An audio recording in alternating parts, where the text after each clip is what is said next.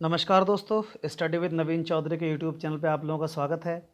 और हम शुरू कर रहे हैं कि मई का करंट अफेयर।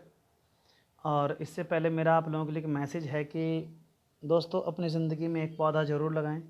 मतलब पौधा लगाएं या पेड़ लगाएं, धरती बचाएं, क्योंकि आपके द्वारा लगाया गया पौधा आपके आने वाली पीढ़ियों के लिए बड़ा लाभप्रद होगा। तो प्लीज़ कोई काम ऐसा भी कीजिए दूसरों के हित में हो। ठीक है दोस्तों। और अब शुरू करते हैं राष्ट्रीय घटनाक्रम। और राष्ट्रीय घटनाक्रम में शुरू करते हैं योजनाएं। किस सरकार ने कौन कौन सी योजनाएं चलाई हुई हैं।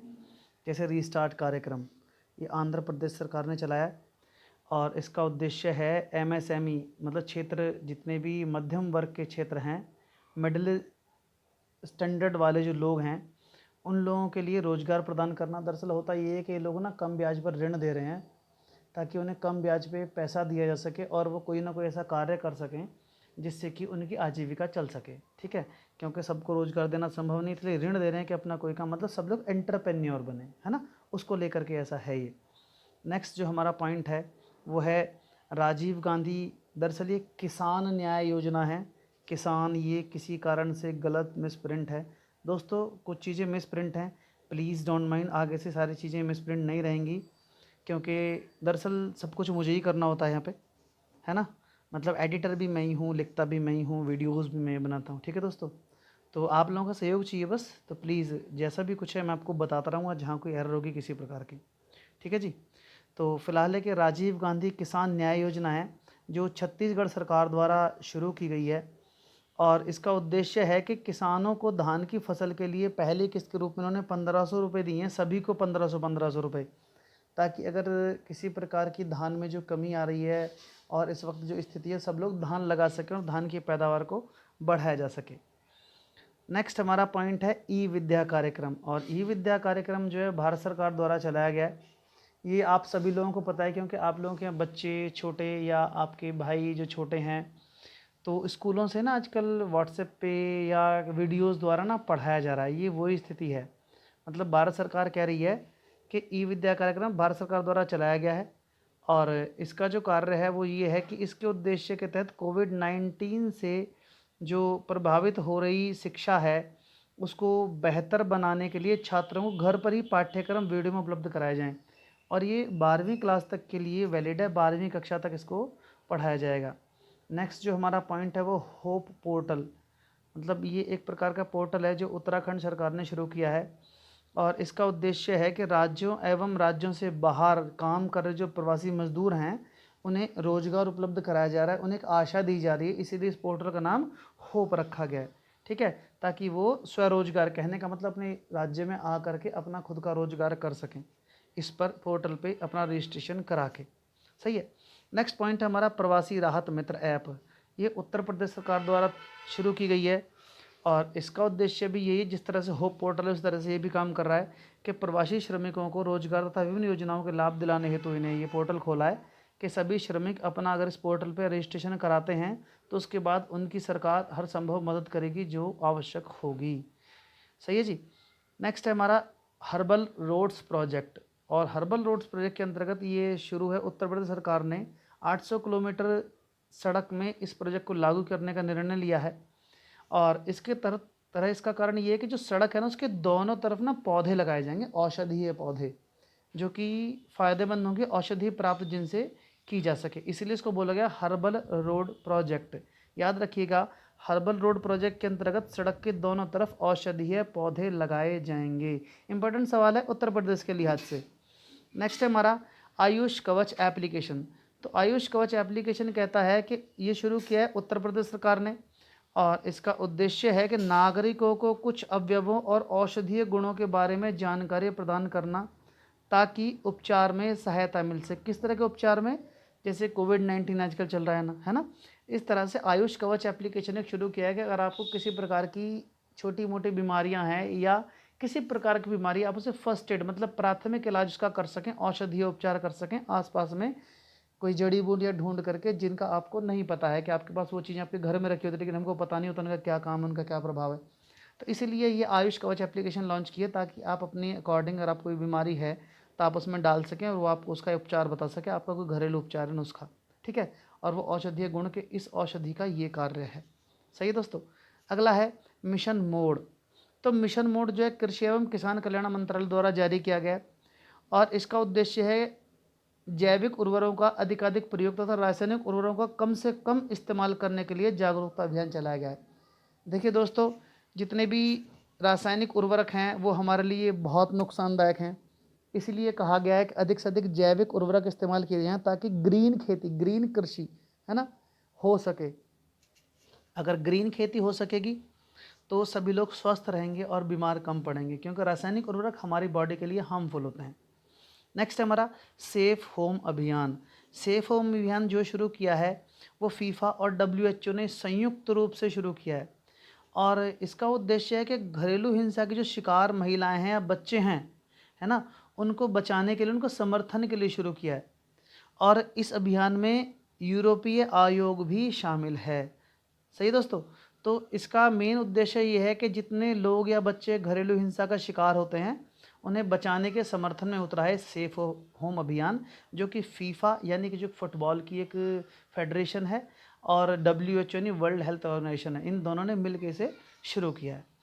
नेक्स्ट है हमारा श्रम सिद्धि अभियान। तो श्रम सिद्धि अभियान मध्य प्रदेश सरकार द्वारा चालू किया गया है, शुरू किया गया है। इसका उद्देश्य है जो अकुशल मजदूर हैं जिनको मनरेगा के तहत तक कुशल श्रमिकों को उनकी योग्यता के अनुसार काम दिया जा सके। दरअसल कुछ लोग अकुशल हैं, जो पढ़े लिखे नहीं है ना, तो वो क्या करें, तो उन्हें मनरेगा में काम दिया सके ताकि उनकी आजीविका चलाई जा सके। लेकिन जो लोग कुशल हैं, जो पढ़े लिखे हैं, जो कुछ कर सकते हैं, तो उनकी योग्यता जो है उसके अनुसार उन्हें काम दिया सके। उसके अंतर्गत ये प्लान शुरू किया है श्रम सिद्धि अभियान, जो कि शुरू किया किसने, मध्य प्रदेश सरकार ने। नेक्स्ट है हमारा रोजगार हेतु योजना। रोजगार हेतु योजना शुरू की है, ये भी मध्य प्रदेश सरकार ने लॉन्च की है और इसका उद्देश्य है प्रवासी श्रमिकों को रोजगार प्रदान करना। जैसे भी मैंने बताया था पहले, होप पोर्टल था, उत्तराखंड ने शुरू किया है ना, उत्तर प्रदेश ने भी ऐसे शुरू किया। इसी तरह से ये जो है मध्य प्रदेश सरकार ने लॉन्च किया रोजगार हेतु योजना। सही दोस्तों, तो ये रोजगार हेतु योजना भी इसी तरह की एक योजना, जिस तरह से उत्तराखंड और उत्तर प्रदेश ने शुरू की है अप्रवासी श्रमिकों के लिए, इसी तरह से ये भी। अगला है कि संकल्प योजना। संकल्प योजना शुरू की है मध्य प्रदेश पुलिस द्वारा और इसका उद्देश्य है कि ज़रूरतमंद बुजुर्गों को 24 घंटे में सहायता प्राप्त की जा सके। कहने का मतलब मध्य प्रदेश पुलिस ने शुरू किया है कि जो लोग ज़रूरतमंद हैं, बुज़ुर्ग हैं और वो नहीं पहुंच सकते और वो कंप्लेंट करते हैं, तो उन सभी ज़रूरतमंद बुजुर्गों को 24 घंटे के अंतर्गत उनके प्रकार की सहायता उन्हें प्रोवाइड की जा सके। नेक्स्ट है हमारा FIR। FIR का मतलब है फर्स्ट इंटरेक्शन रिपोर्ट, है ना।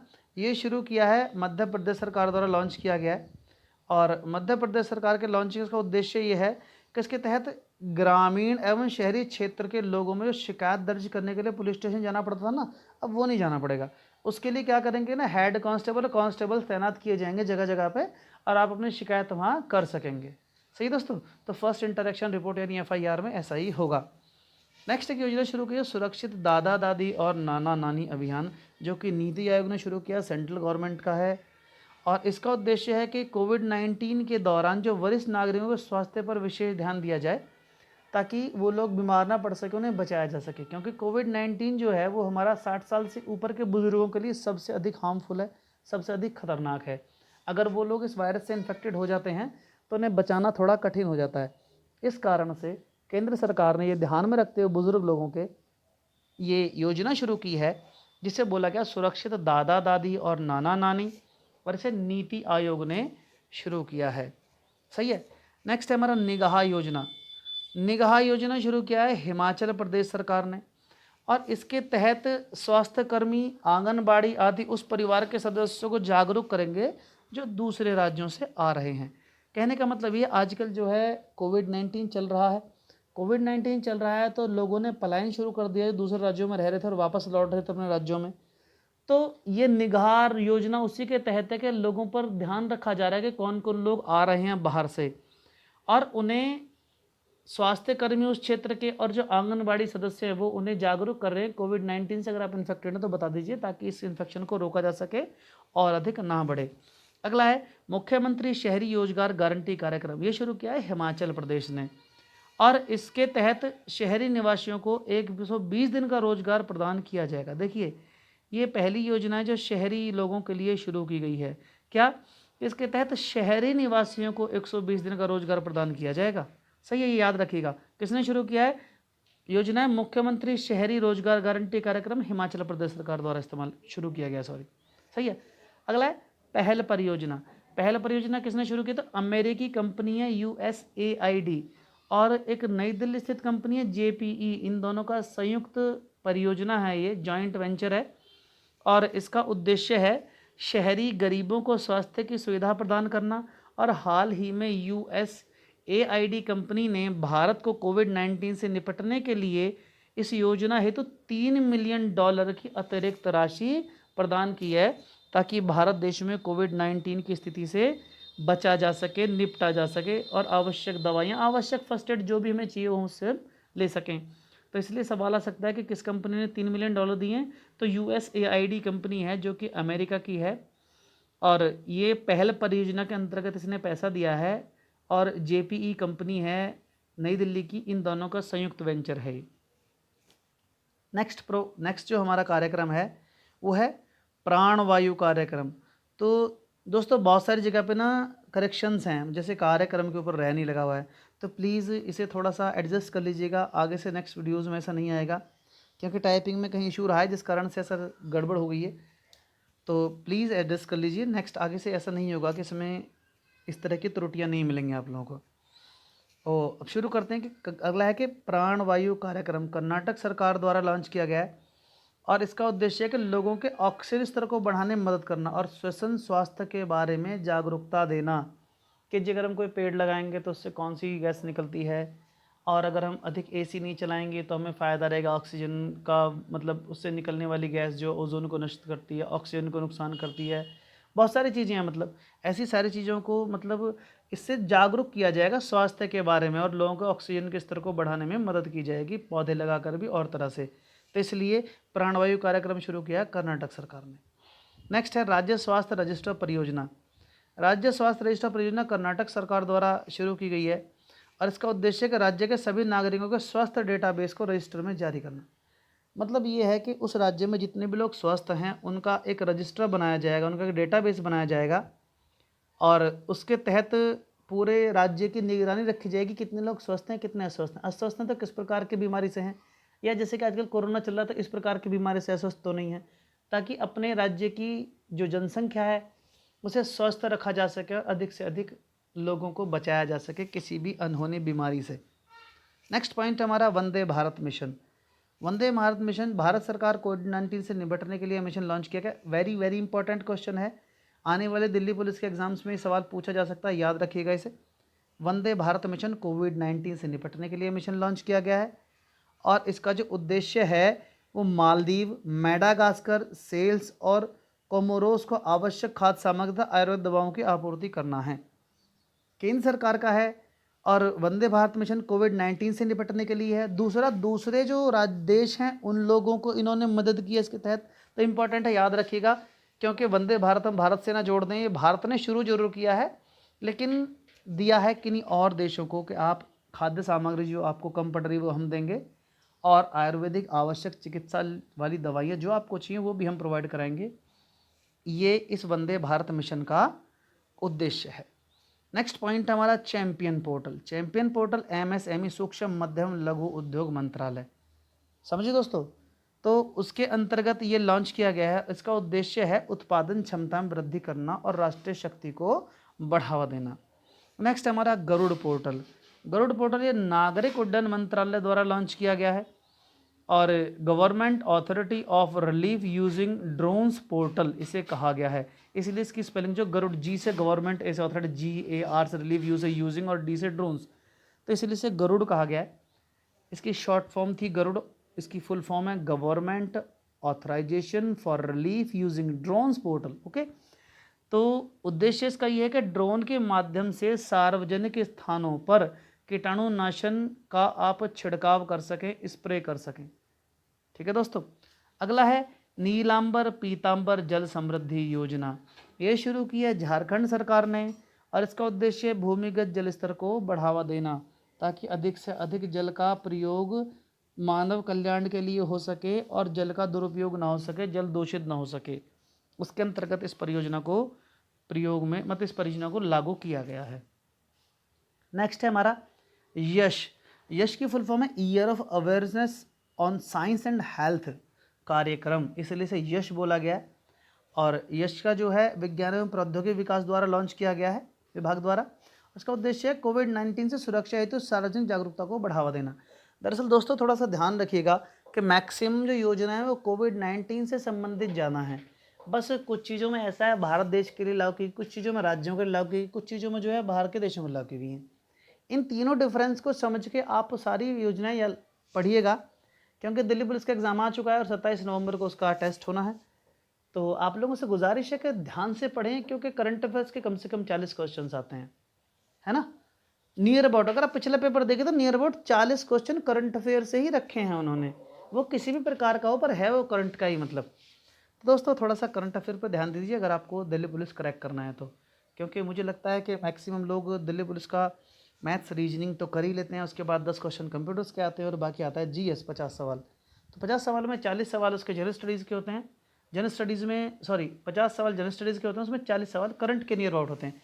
तो आप मान लीजिए 30 से अगर 35 सवाल भी करंट अफेयर अगर आपको पता हुआ तो आपका सिलेक्शन पक्का हो जाएगा।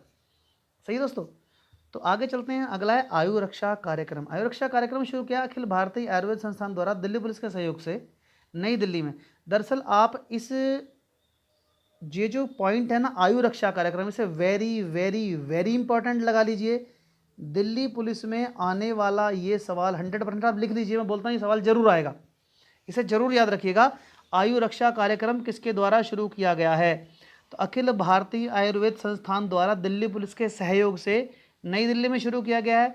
उद्देश्य है कि कोविड-19 से लड़ रहे वर्कर्स के स्वास्थ्य को ध्यान में रखते हुए रोग प्रतिरोधक क्षमता को मजबूत करना। इसके तहत आयुर्वेद प्रतिरक्षा उपायों को अपनाया जाएगा, ये कार्य है इसका। अगला है जीआई टैग, यानी जियोग्राफिकल टैगिंग जो होती है वो है जीआई टैगिंग। मैंने आपको पहले जीआई टैग के बारे में एक वीडियो डाल रखी है मैंने, आप लोग मेरी वीडियोस देखिए, आपको पता लगेगा उसमें जीआई टैग्स क्या हैं। तो अगर जीआई टैग्स के बारे में बात करूं तो इसमें जीआई टैग दिया गया है कुछ चीज़ों को, जैसे मणिपुर का ब्लैक राइस है उसे जीआई टैग दिया गया है।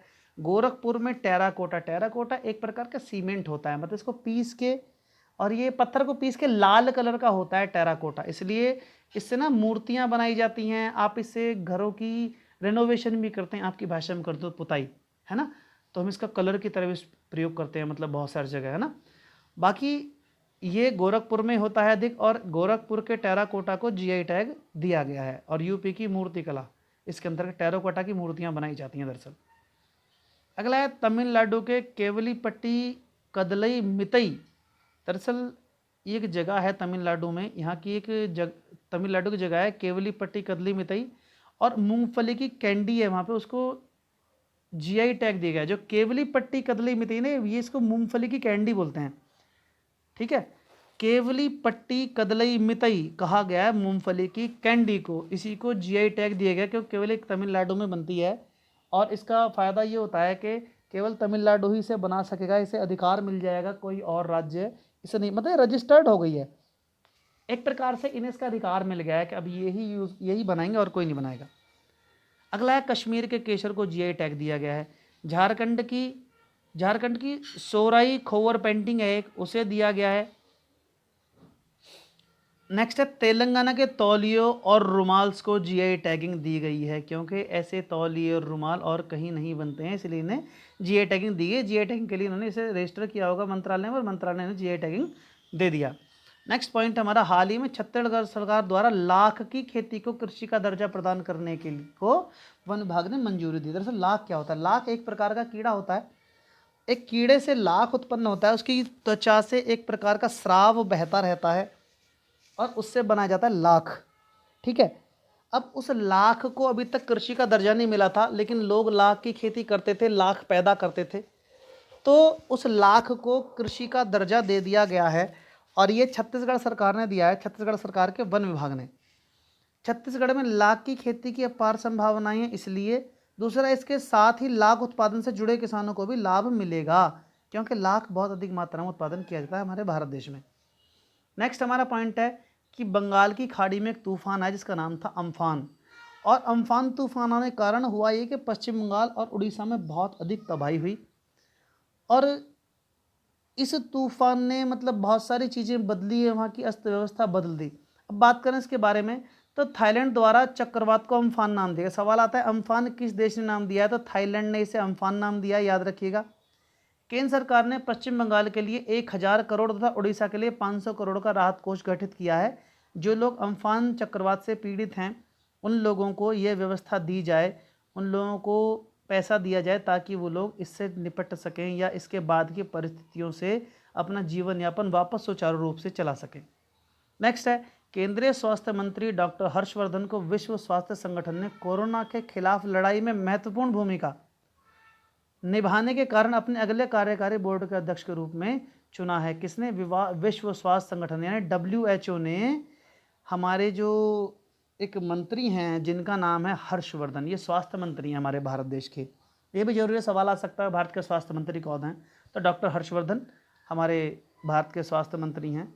दूसरा, WHO का एक बोर्ड है जो विश्व स्वास्थ्य संगठन का कोरोना लड़ाई के खिलाफ उन्होंने बनाया है, और इस कार्यकारी बोर्ड के जो अध्यक्ष हैं वो डॉक्टर हर्षवर्धन चुने गए हैं। दूसरा, ये जो बोर्ड है ये भारत में अगले 3 वर्षों तक इसी कार्यकारी बोर्ड में होगा। सही है दोस्तों।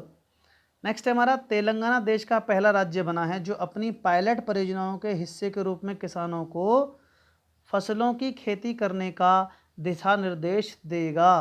कहने का मतलब ये ऐसा राज्य बना है जो हर किसान को ये सलाह या इन्फॉर्मेशन देगा कि आप खेती इस प्रकार से कीजिए ताकि आप अधिक से अधिक धान उगा सकें। राज्य धान की फसल उगाने के लिए 50 लाख एकड़ भूमि सीमित कर देगा। कहने का मतलब ये है कि और जो फसलें हैं उनकी भी खेती की जाए, खाली धान ही नहीं उगाया जाना चाहिए। और धान उगाया जाए तो उसने कहा कि 50 लाख एकड़ भूमि में ही धान उगा सकते हैं, इससे अधिक में नहीं उगाएंगे।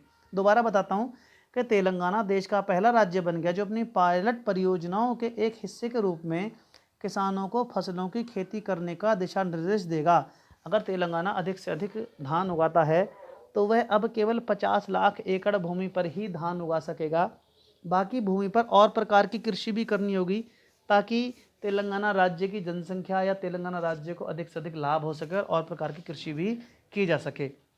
नेक्स्ट पॉइंट है हमारा, केंद्र सरकार ने ओडिशा शहर और वहाँ पर स्थित कोणार्क सूर्य मंदिर का 10% सौरीकरण करने के लिए एक राशि जारी की है जो कि है 25 करोड़ रुपए, और इसके तहत ना वहाँ पे 10 मेगा ग्रिड जुड़ी सौर परियोजना बनाई जाएगी ताकि सूर्य से आने वाली बिजली से रात में भी उस कोणार्क मंदिर को जगमगाया जा सके, उसके ऊपर लाइट की व्यवस्था की जा सके।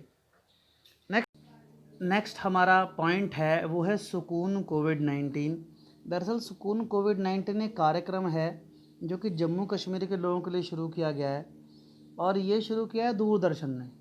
और दूरदर्शन ने इसलिए शुरू किया है कि लोग जिनके ऊपर कोविड-19 का मनोवैज्ञानिक प्रभाव है, यानी कि दिमागी रूप से जो परेशान है इसको लेकर के कि क्या होगा, बीमारी इतनी खतरनाक है ये, तो उससे दूर करने के लिए उपाय बताए जाएंगे इस प्रोग्राम के अंतर्गत जो दूरदर्शन बताएगा। इसका उद्देश्य है, लिखा हुआ है, इसका उद्देश्य है लोगों को मानसिक रूप से स्वस्थ रखना है। शारीरिक रूप से स्वस्थ तो जो लोग हैं, लेकिन कुछ लोग शारीरिक रूप से स्वस्थ दिख रहे हैं लेकिन वो मानसिक रूप से बीमार हैं, तो उस मानसिक रूप से उन्हें बचाने के लिए, मानसिक रोगों से बचाने के लिए इस प्रकार के ये प्रोग्राम शुरू किए ताकि वो स्वस्थ रह सकें। सही है। नेक्स्ट है हमारा, दक्षिण मध्य रेलवे ने एक डिवाइस बनाई है जिसे बोला रेल बैट, और ये एक रोबोटिक डिवाइस है। इसका कार्य ये होगा कि जो अस्पताल में प्रबंधन के कार्य है ना उनमें सहायता मिलेगी, ये डिवाइस उसमें काम करेगी और मरीजों को स्वास्थ्य की बेहतर देखभाल की जा सकेगी। ये करेगा रेल बैट कार्य। सही है दोस्तों। तो आज की जो हमारी वीडियो है वो मुझे यहीं तक रखनी थी। तो दोस्तों ये वीडियो देखने का आपका बहुत बहुत धन्यवाद। ये करंट अफेयर है, करंट अफेयर पढ़ते रहिए, दिल्ली पुलिस में बहुत इंपॉर्टेंट है, और ये सारा करंट अफेयर आपको मैं लगातार देता रहूँगा इसी तरह से। ओके, तो ये मेरा वीडियो देखने के लिए आपका बहुत बहुत धन्यवाद। सही दोस्तों, नमस्कार।